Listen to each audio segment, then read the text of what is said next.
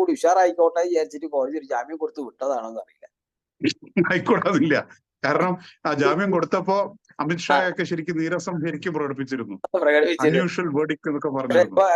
പക്ഷേ ഇത് ശുദ്ധൻ ദുഷ്ടന്റെ ഫലം ചെയ്ത പോലത്തെ ഒരു കേസായി പോയി ആപ്പിന്. കേജ്രിവാളിന് ജാമ്യം ഈ കിട്ടി. രാഹുൽ ഗാന്ധി എന്നും ഇങ്ങനെ രാഷ്ട്രീയത്തിൽ ഉണ്ടാവണം എന്നുള്ളത് ബി.ജെ.പിക്ക് ഒരു ആവശ്യമാണ്.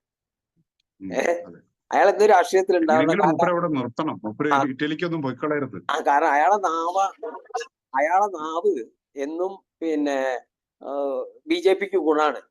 നമ്മൾ ചില സ്ഥലത്തൊക്കെ എഴുതിയില്ലേ, ഗുരുവായൂരപ്പൻ ഈ വീടിന്റെ ഐശ്വര്യം എന്നൊക്കെ എഴുതിയൊക്കെ അല്ലേ. അതേമാതിരി ബി.ജെ.പി ഓഫീസിന്റെ മുന്നിലൊക്കെ ഒന്ന് എഴുതി വെക്കണോ, രാഹുൽ ഗാന്ധി ഈ പാർട്ടിയുടെ ഐശ്വര്യം, പ്രസ്ഥാനത്തിന്റെ ഐശ്വര്യം എഴുതി വെക്കണോ.